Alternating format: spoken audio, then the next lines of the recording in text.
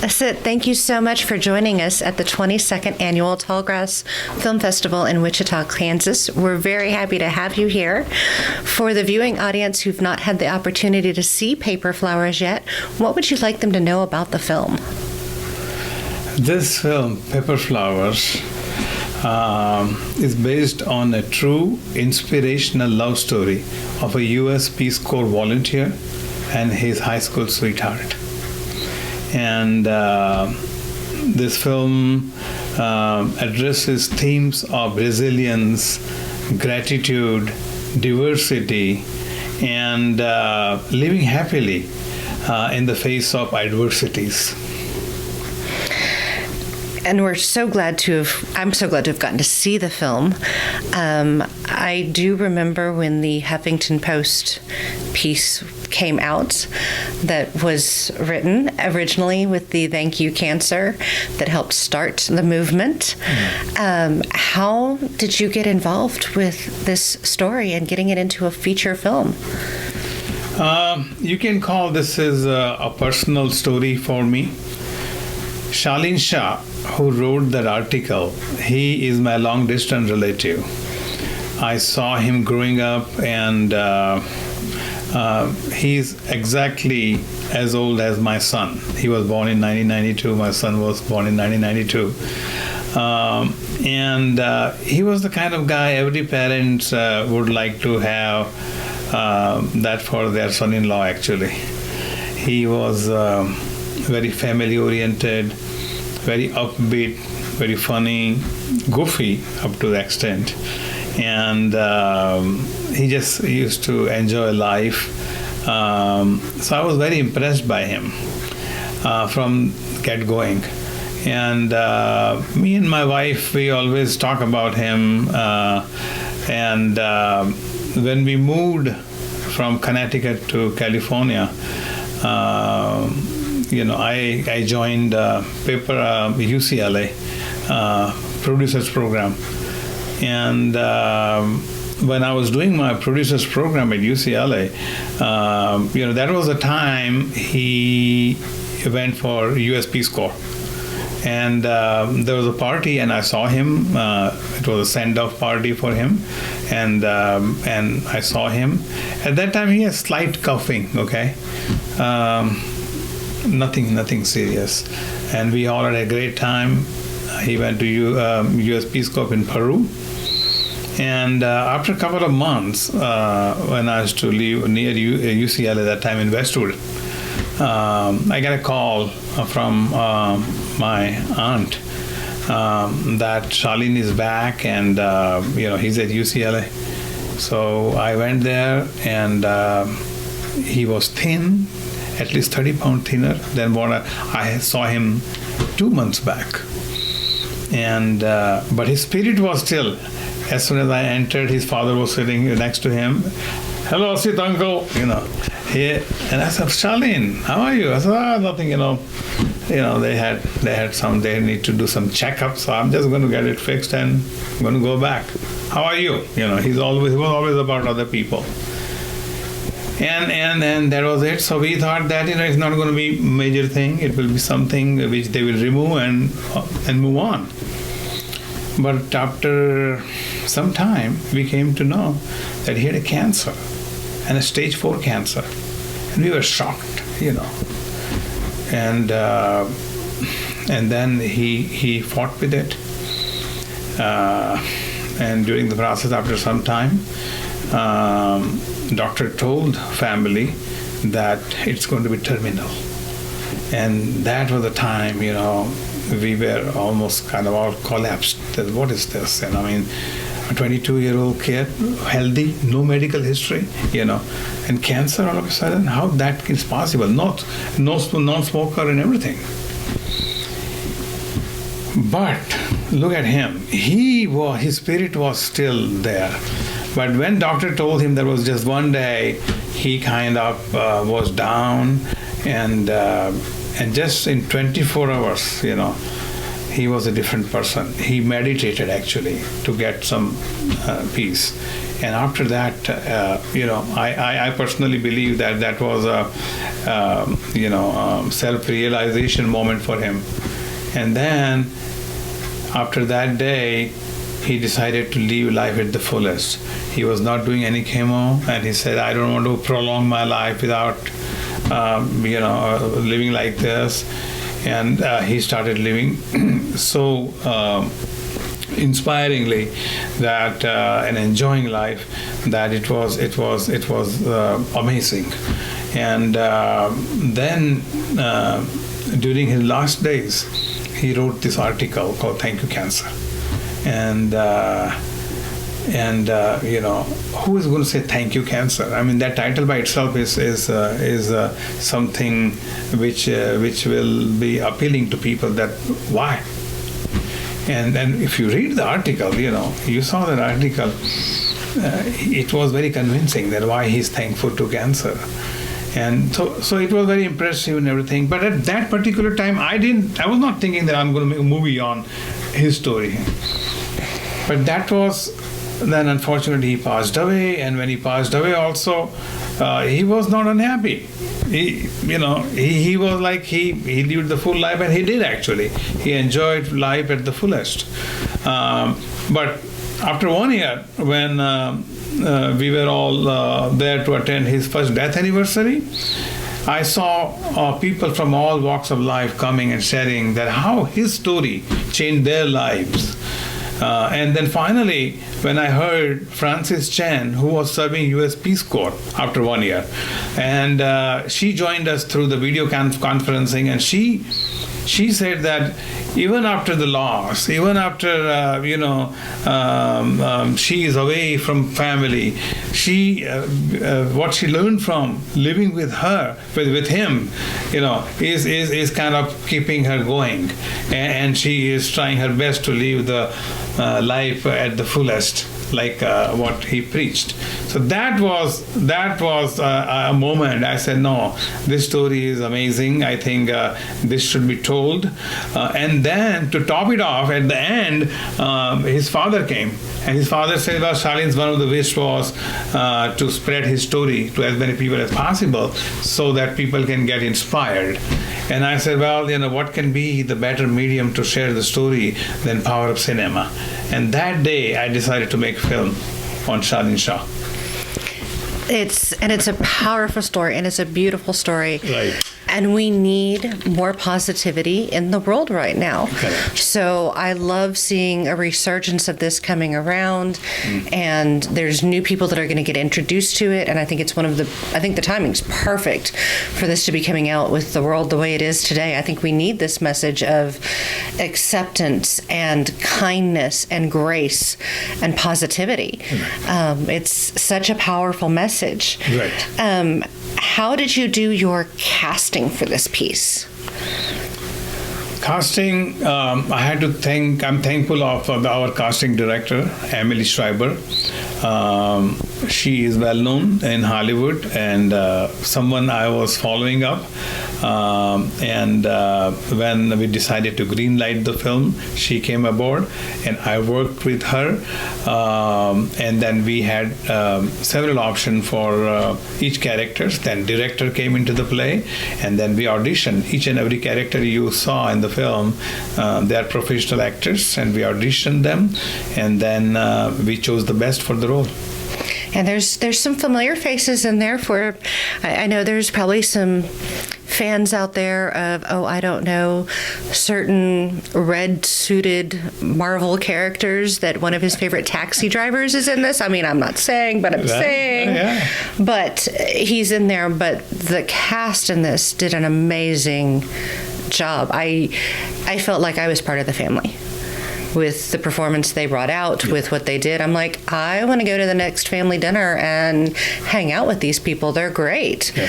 And in the movie, there's scenes where the family comes together, and it is a party. It doesn't matter that the world may not be the best moment in the world, but when the family is together, Correct. They're together and they're happy. Correct.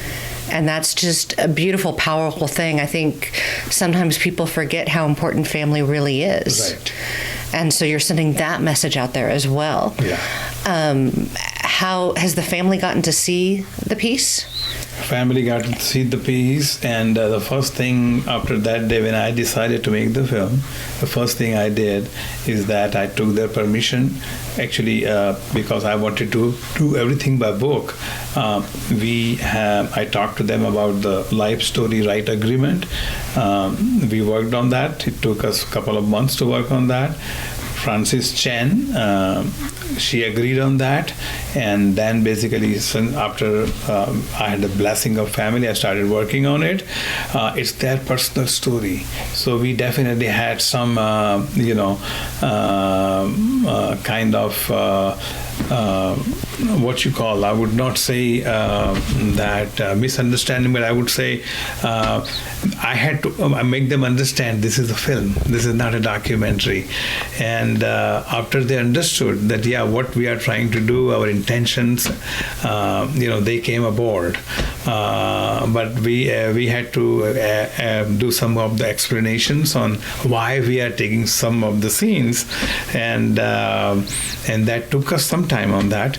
But finally, when we had our first premiere at Dances with Films, and when family saw with all other relatives of ours, and when they came and they gave us a hug and they said that this is one of the best representation we could ever have of Shaline's story, it was so self-satisfying. And actually I felt like I already got an Oscar award when the family, the parents, and then in the following show, Frances Jenn, the girlfriend, when she came and she praised the film, we as I said that I felt all the satisfaction in the world from that. So they are totally aboard, and we have 100% support from the family also. Good. And then they felt respected in the way they were represented in the fictional screen story that is not a documentary, it is a film, but they felt respected in the way they were portrayed. Exactly, yeah. They finally felt, because at the end also, we had to show the father's arc, so they were wondering why we have to show the previous side, the lower arc of the story, and we explained them why it is important, and then when they saw that at the end, what we were trying to do, so Shaline's story was there, but then we wanted to show how it affected other characters. So we chose father, mother, girlfriend, friend, all those people. So we took their story and we wrote their arc also. We wanted to share their arc also. And when they saw that, they were very happy. Well, and it also shows Shaline had this very optimistic outlook, and even when others weren't necessarily agreeing with him or weren't being positive, he didn't lose his positivity. Right. And that's something we all could do better to do. Exactly. Not lose our positivity. Exactly. And I think what I learned, and I think what the story reveals, is that when you have a gratitude for anything, the negativity goes away. And he was saying the gratitude for the life. There are so many things you can have gratitude for. The mere fact that I'm breathing right now, is an amazing thing. I mean, I may take breathing right now, and maybe next second I may not take that. So that fact, the air, light, everything. There are so many things God has given us which is free. You can have a gratitude for, but in our regular life, sometimes we tend to forget it, and we take things for granted. The family, the husband, wife, and kids, and they all deserve gratitudes. And if you have that sense of gratitude, then whatever happens, the other thing which you expect should have happened, does not bother you that much.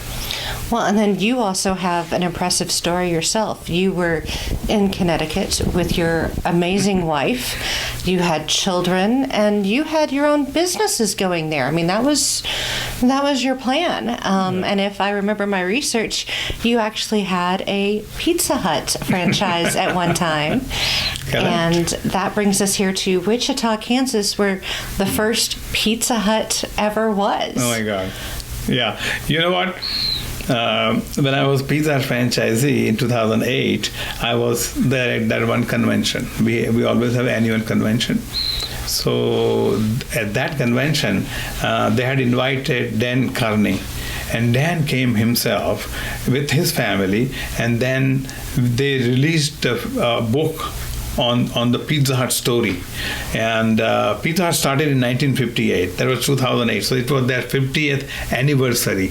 And I still have that book right now in my home on my coffee table with that picture. And the front cover of that book is this Pizza Hut right here, which actually I saw it today. This afternoon I visited that Pizza Hut. I'm here in Wichita for the first time, and I had to visit that place. So I went there today before this interview, and I had a couple of pictures taken. And I'm so happy that I did that for 15 years. And for 15 years, I used to be a franchisee before I became a filmmaker. Right, you went back as an adult. Children were starting to branch out on their own. You went back to school to start another adventure. Right. What inspired that?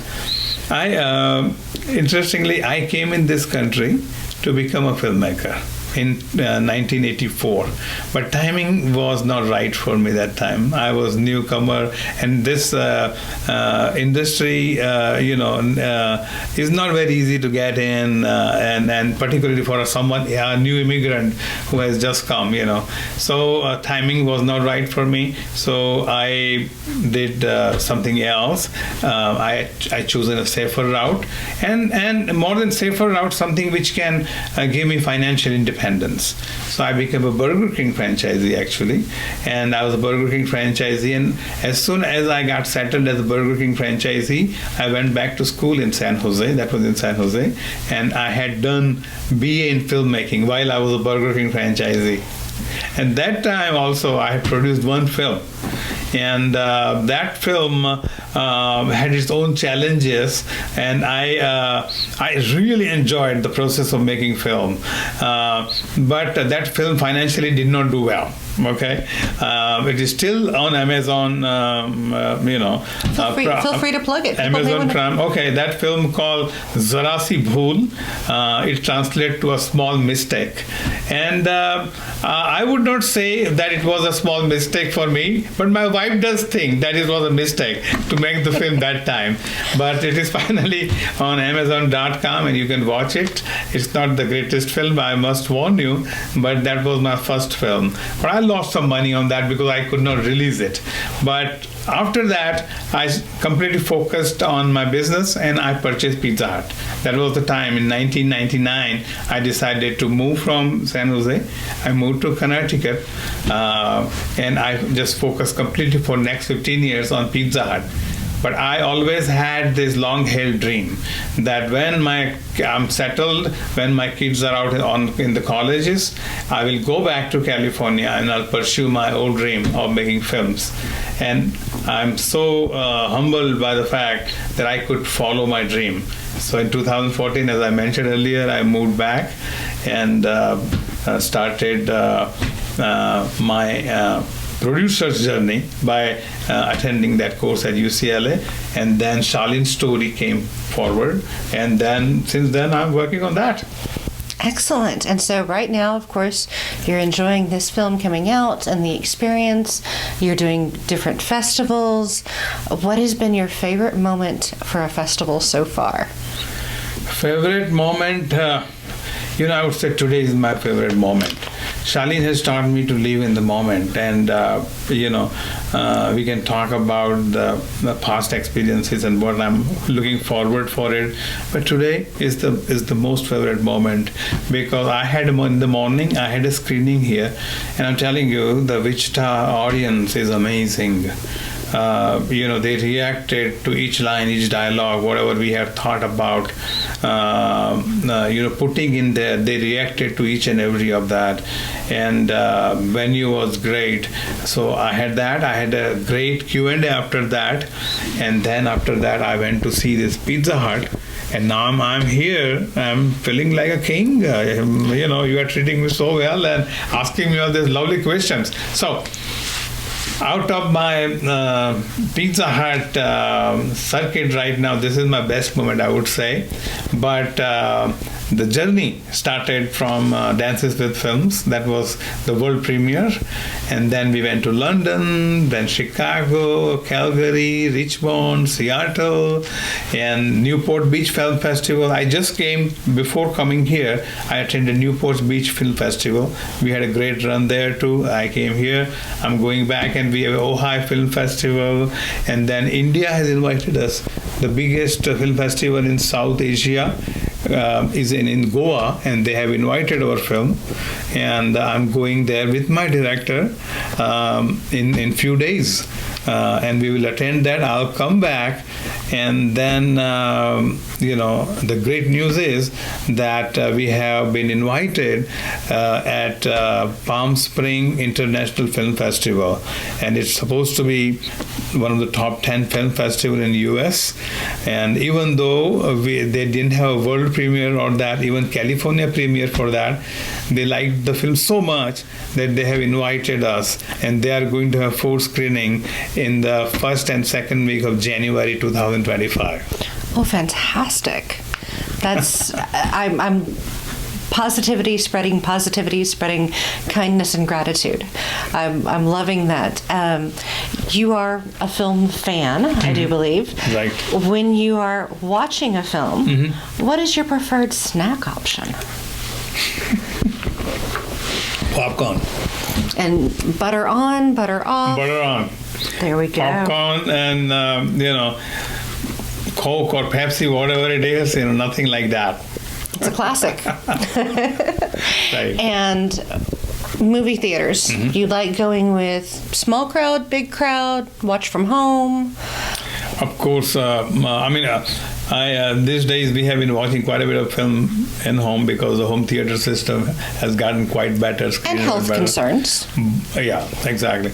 But there's nothing like watching this film on a big screen with people. As I just mentioned, I was sitting with. I think I watched today. This was my 11th screening, But each time I watch the film with audience, it gives me different feel. Because the reaction, this is all about action and reaction. So we have created action, but how audience is reacting is different everywhere.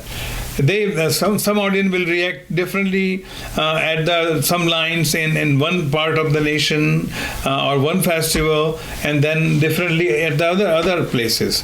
So going back to your question, it's nothing like watching a film on a big screen with a large audience. I love it. Well, I thank you for being here today. Yes. And I'm going to use one quote that's in the movie, and it was just, it hit me right at the right moment, at the right time. It was that paper flowers never die, but paper flowers also never live. For anyone at home that would like to follow you or the journey of this film, what is the best way to do that? Instagram, Facebook, Twitter, websites, anything like that you'd like to share with the viewing audience? Yes. And please follow us on Paper Flowers Movie on Instagram. It's the same birds at Paper Flowers Movie. Also, please go check out our website. We have been putting our screening venues and time at paperflowersmovie.com. We have been regularly updating that, and I must tell you that distribution is very important. And if you can follow us on Instagram, it will help us tremendously, because these days everybody wants to see how many followers do you have, and then they decide. And my only goal for this film is that as many eyeballs as possible should watch this film and get inspired. And Charlene, it was Charlene's wish also. So each time, if we can even make a difference in one life, we'll feel blessed. So that is the whole purpose of this movie. And we would continue our journey, and I will continue focusing on this distribution for next several years until majority of the world has seen my film.